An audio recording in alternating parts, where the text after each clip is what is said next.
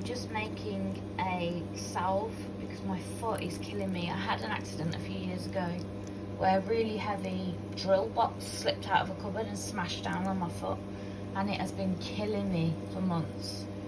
The little toe on that foot has gone like kind of numb, and the area that got injured is really killing me the last couple of days especially. So I'm making a quick salve to be able to apply to the area that will hopefully be pain killing. So in here I've got some avocado oil, coconut oil, cloves, feverfew, rosemary, white willow bark, comfrey, a little bit of plantain, and some ginger, turmeric, and some chili powder and some chili flakes for the capsicum. I'm going to apply this like on the top of my foot, not ingest it or anything. So I'm trying to get it to like do its thing super quickly, like I normally do like cold oils, and just keep shaking them up and leave them in the dark for a few weeks to naturally seep into the oil. But this foot hurts and I'm sick of it. So I'm trying to like speed up the process by warming it up, and then I'll add some wax in there to make it into like a little waxy paste. There's I forgot to say there's a bit of lavender in here as well, and I'm going to add a bit of chamomile just for the soothing effect, actually, because I forgot the chamomile. And I add in crystals at that point that are safe, so I always add in rose quartz, amethyst and clear quartz. You can use this recipe if you want to, I'll share that as well. I think that was everything. I'll double check and I'll make sure that I've told you every ingredient that I've put in, so if you want to replicate it you can.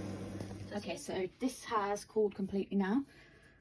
It smells absolutely hideous when you're cooking it, because it smells like some sort of weird food thing, but like something you really would never want to eat. It smells just really strange. But I've got a little glass bowl that I've just put a really thick cheesecloth thing, and then a thinner one just to catch like the rest of the strands and the chunks and stuff, well, more the finer little bits and bobs. So I'm just gonna, these are clean, they're just stained from obviously doing this all the while. There we go, it's all plopped out. I'm just gonna pop a little bit more oil in there just to pick up the little ground bits. I used some avocado oil in there so it's like really dark green. So you could just leave that to drip if you want, or help it along by giving it a bit of a squeeze. As you can see, some bits have come through, so it's oh, it's got turmeric powder in as well, I forgot.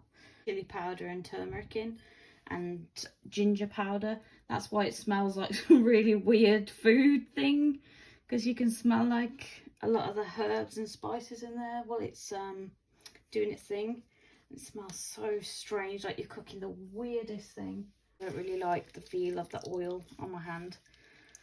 I don't like being wet, like I don't like my hands or body feeling wet, especially my hands. I don't know, because I don't like the feel of most towels. Right, that'll do, and then I'll clean that pan, and then we'll add it back to the pan and melt some wax in there to make it into like a salve.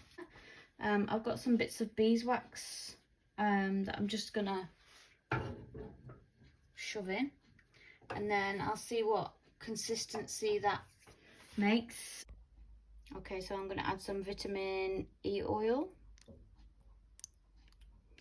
just a couple of drops.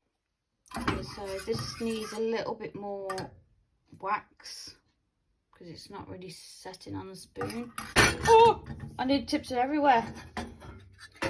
Good God. Okay, so try again. So I've got some clove oil. I'm just going to put about 1 or 2 drops of that in. I've got peppermint oil, 2 drops of that in. Eucalyptus oil, about 4 or 5 drops of that. And I also have some rosemary oil. Just put a little bit of that in, just to enhance the ingredients that are already in there.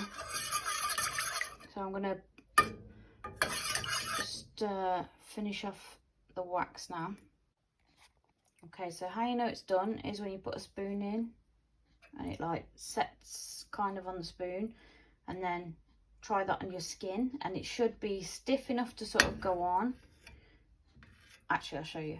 So it should be sort of, watch, it's not too hot before you put it on your skin, and then it'll go on kind of like that. But if you rub it, it will rub into your skin.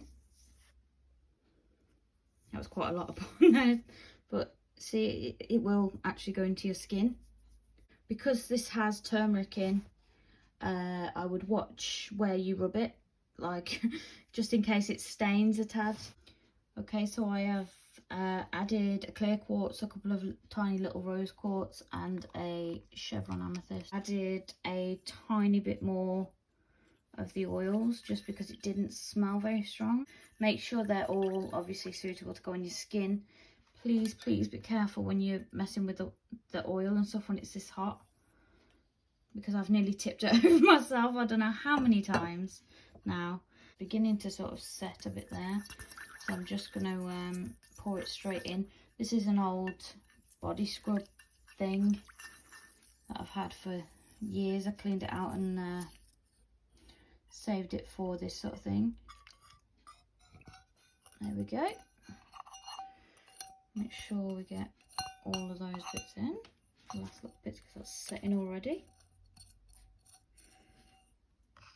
Scrape it in. As you can see, it's setting in the pot already as well.